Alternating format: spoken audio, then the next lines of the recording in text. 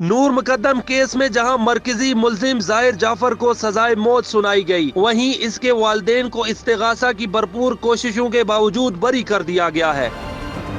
बरीयत का ये फैसला किस बुनियाद पर किया गया और क्या इन्हें इस केस में फंसाने की कोशिश की जा रही थी, बता रहे हैं जाकिर जाफर के वकील बिशारतुल्लाह खान। उर्दू पॉइंट की वीडियोस देखने के लिए हमारा चैनल सब्सक्राइब कीजिए और बेल के आइकन पर क्लिक कीजिए ताकि आप हमारी तमाम आने वाली वीडियो से बाखबर रह सकें। अस्सलाम वालेकुम, आप देख रहे हैं उर्दू पॉइंट। मेरा नाम बिलाल अब्बासी है। आज से चंद अरसा कबल इस्लामाबाद में नूर मुकद्दम को बेदर्दी से कत्ल कर दिया जाता है। जाहिर जाफ़र उसके कत्ल में मुलविस होता है और जाहिर जाफ़र को इस्लामाबाद एडिशनल सेशन जज अता रब्बानी की कोर्ट से सज़ाए मौत और उसके माली और चौकीदार को 10-10 साल की कैद होती है। इस केस में जाहिर जाफ़र के वालिदैन जाकिर जाफ़र और अज़मत जाफ़र को भी 8 माह से ज़्यादा अरसा जेल में रखा जाता है। अज़मत जाफ़र और जाकिर जाफ़र को अदालत ने बाइज़्ज़त बरी कर दिया। जाहिर जाफ़र के वालिदैन के वकील बिशारतुल्लाह खान साहब मेरे साथ मौजूद हैं। इनसे पूछते हैं कि अदालत ने किन बेसिस पर उनको सज़ा माफ़ की और बाइज़्ज़त बरी किया। उन पर यह इल्ज़ाम था कि उन्होंने कत्ल करने के शवाहिद मिटाने में जाहिर जाफ़र की मदद की। बिशारतुल्लाह खान साहब मेरे साथ मौजूद हैं। इनसे पूछते हैं क्या जादू की छड़ी थी, आपने उनको सज़ा नहीं देने दी? बिस्मिल्लाहिर्रहमानिर्रहीम। अदालती फ़ैसला जादू की छड़ी पे नहीं होता। अदालत का फ़ैसला जो एविडेंस अदालत के सामने प्रोसिक्यूशन पेश करती है और वो कानून उसको क्या उसके बारे में कहता है, अदालत वो कानून के मुताबिक उस शहादत का तज्ज़िया करके तो फिर फ़ैसला करती है। इस मुकदमे में उसके वालिद और वालदा के ख़िलाफ़ कोई भी शहादत नहीं थी। उनको महज मुलव्वस करने के लिए एक CDR का जो है वो स्टोरी डेवलप की गई कि जी टेलीफोन कॉन्टैक्ट था और टेलीफोन कॉन्टैक्ट पे उसने उनको कुछ कहा या उसने उसको कोई बताया। उस CDR इटसेल्फ भी डिस्प्यूटेड है। देखें, प्रोसिक्यूशन के केस में डिफेंस का काम तो सिर्फ ये बताना है कि इसमें ये काम मशकूक है। अब आप इस मुकदमे में देखें कि इन माँ और बाप को CDR की बेस पे 24 तारीख को गिरफ़्तार किया गया।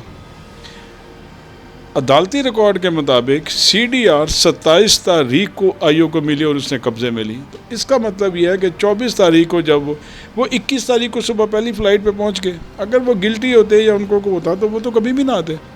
वो सुबह आए, पहले दिन 21 को पुलिस स्टेशन गए, 22 को पुलिस स्टेशन गए, 23 को पुलिस स्टेशन गए, पुलिस के साथ राब्ते पे थे। 24 को उन्होंने बेल बिफोर अरेस्ट कराई और करा के जब वो थाने गए तो वहाँ उन्हें गिरफ़्तार कर लिया गया। ये कभी भी नहीं हुआ कि बग़ैर उसके किसी एविडेंस के उनको गिरफ़्तार कर लिया। अब CDR की बेस पे गिरफ़्तार किया और CDR सफ़ा मिसल पे आई है 27 को। तो 3 दिन का ये गैप था जो उनकी कस्टडी पुलिस ने ली, वो इलीगली। लिहाजा इससे ऐसी कोई एविडेंस नहीं थी कि उन्होंने उसको बेटे को कहा हो, कत्ल के हवाले से उनकी बेटे से कोई बात हुई हो, क्योंकि टेलीफोन कॉल रिकॉर्ड ये तो शाम 6-7 बजे के करीब का है ना।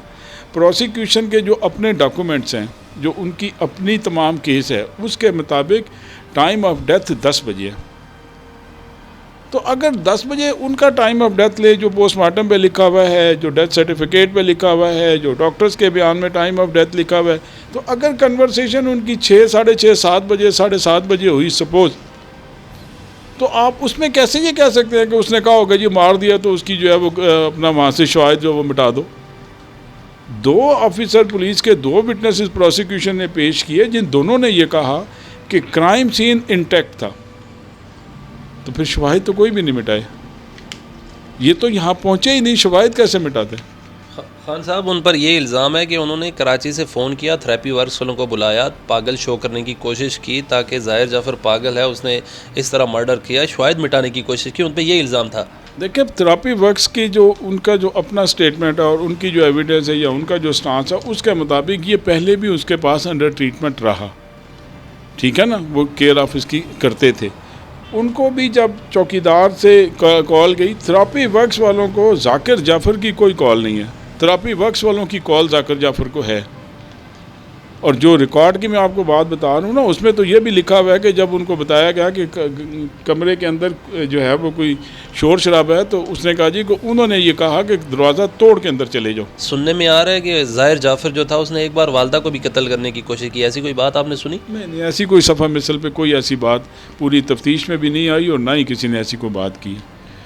इस ड्यूरिंग दिस केस आपने उनके वालिदैन को भी देखा और जाकिर जाफ़र को भी देखा होगा केस में, क्या वाकई वो उसमें पागलपन था या वैसे ही वो अदालत को, जज को दिखाने के लिए ये कुछ शो कर रहा था?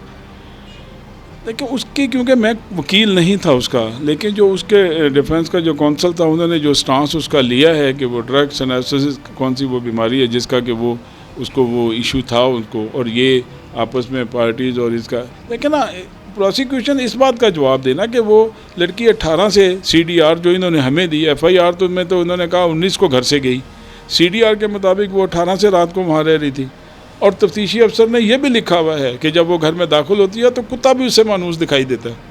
इसका मतलब है वो she was frequent visitor of that house.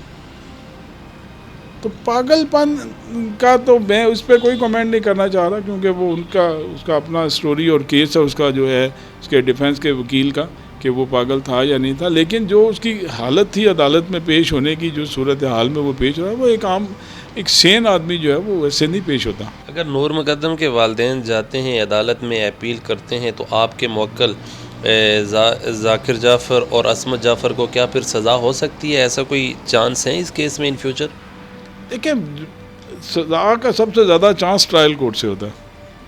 Trial court is the best court जो उस पोजीशन में होती है जो एविडेंस को एवेल्युएट कर रही होती है। लेकिन इसमें जो है मैं आपको अर्ज़ कर रहा हूँ ना, हाई कोर्ट पे जब अपील जाएगी, हाई कोर्ट उसको एनालाइज दोबारा करेगी, तो उसमें तो प्रिडिक्शन फ्यूचर की तो कुछ भी नहीं हो सकती, लेकिन मेरे ख्याल में कोई ऐसी एविडेंस इनके खिलाफ सफ़ा मिसल पे नहीं है। आप क्या समझते हैं जो आपके मुवक्किल थे उनको 8 माह जेल में रखा गया, वो बेगुनाह थे? देखिए मैं वो बात कर रहा हूँ जो एविडेंस रिकॉर्ड पे है, उस एविडेंस ऑन रिकॉर्ड के मुताबिक वो बिल्कुल बेगुनाह थे। उनके खिलाफ इस मुकदमे में किसी भी हवाले से मुलव्वस होने की कोई शहादत नहीं। नूर मुकद्दम और जाकिर जाफ़र साहब की क्या बातचीत हुई, कुछ कहना पसंद करेंगे आप? नहीं, ये तो उन्होंने प्रोसिक्यूशन ने बतानी थी कि क्या बात हुई। बड़ी इंपॉर्टेंट ये 10 मिनट की कॉल थी जो उन्होंने नहीं डिस्क्लोज़ की। मेरा मौक़िल तो था ही जेल में, उससे मैंने क्या पूछना था। और एक और बड़ी इंपॉर्टेंट बात है, देखें इसमें इस लड़की का मोबाइल और इस लड़के का मोबाइल, दोनों के मोबाइल का SMS ट्रांसक्रिप्ट और उसकी कॉल लॉग रिकॉर्ड, वो दोनों इन्होंने सफ़ा मिसल से गायब कर दिया। इस तरह ये एविडेंस इन्होंने जानबूझ के छुपाई। अगर ये सामने आती तो उसकी जो कॉल लॉग थी कि किस किस को लड़की के फ़ोन से कॉलें हुई हैं, क्या क्या SMS हुए हैं, किस किस के दरमियान क्या बात हुई थी, वो बहुत सारा रिकॉर्ड सामने आ जाता।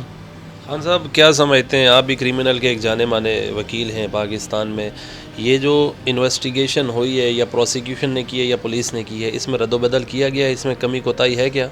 रद्दोबदल इस हद तक मेरे हिसाब में किया गया कि इनको मुलव्वस कैसे करना है, बाकी जो एविडेंस उनके पास थी वो वही थी। जाकिर जाफ़र की हद तक तो ठीक रही प्रोसिक्यूशन, उसको सजाए मौत हुई, वो तो मुजरिम था, उसने उसका गला काटा, ज़्यादती की। देखें ये भी ये एडमिटेड पोजीशन है कि उस लड़की की लाश उसके कमरे से मिली, ठीक है ना, उस कमरे में वो भी मौजूद था, तो प्रिजम्पशन तो यही है कि मर्डर उसी ने किया। लेकिन जो चाकू है वो आप देखें 3 इंच इतना सा चाकू होगा गालमन, इतना सा फल है उसका, और उस पर उसके फिंगरप्रिंट FSA की रिपोर्ट के मुताबिक नेगेटिव है। ये हमें भी समझ नहीं लग रही। ये तो है कि वो उसके घर से मिली डेड बॉडी वहाँ पे थी, वो भी वहाँ पे था, और वो गला भी उसका कैसे कट गया, वो कैसे उसने काटा, उसी ने काटा होगा या नहीं काटा होगा।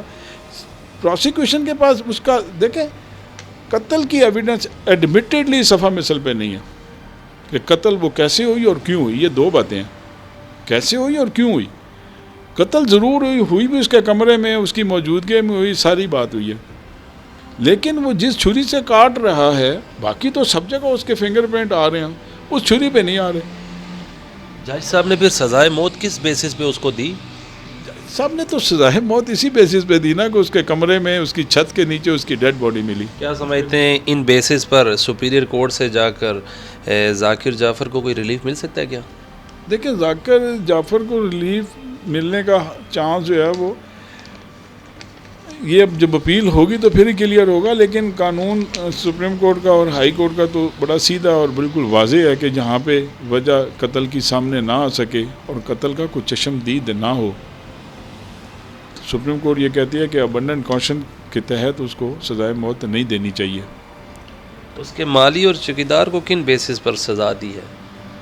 माली और ठेकेदार चौकीदार का जो है ना, उसके तो यही एलिगेशन है कि जब वो उसने छत से अपना वॉशरूम से उसने छलांग लगाई और गिरी और कैबिन तक आई है, तो उसने उसको बाहर क्यों नहीं निकाला या बाहर क्यों नहीं जाने दिया, जब उसको ये अंदाज़ा हो गया था कि ये वो जो है कोई झगड़ा या इशू इनका जो है वो चल रहा है, तो उसको क्योंकि रास्ता वो दरवाजे पे मौजूद था, वो अगर ये चाहता या करता तो वो उसको क्या कहते हैं वहाँ से जाने देता। इस बात पे कोर्ट ने उसको जो है उन दोनों को कन्विक्शन दी है। क्या समझते हैं अगर कंप्रोमाइज़ हो जाए तो फिर मामला ठंडा हो सकता है? फिलहाल तो मेरा नहीं ख्याल कि कंप्रोमाइज़ की कोई ऐसी सूरत हाल होगी, लेकिन क्योंकि वो पुरानी फैमिलीज एक दूसरे को अच्छी तरह जानती हैं, ये फैमिली फ्रेंड्स हैं, हो भी सकता है कंप्रोमाइज़। जी नाज़रीन, मेरे साथ मौजूद थे ज़ाकिर जाफ़र और असमत जाफ़र के वकील। इन्होंने बड़ी तफसील से हमें बताया कि उनकी किन बेसिस पर अदालत ने बाइज़्ज़त बरी किया। आज के इस प्रोग्राम के साथ अपने मेज़बान बिलाल अब्बासी को दीजिए इजाज़त। अल्लाह ने के बाद।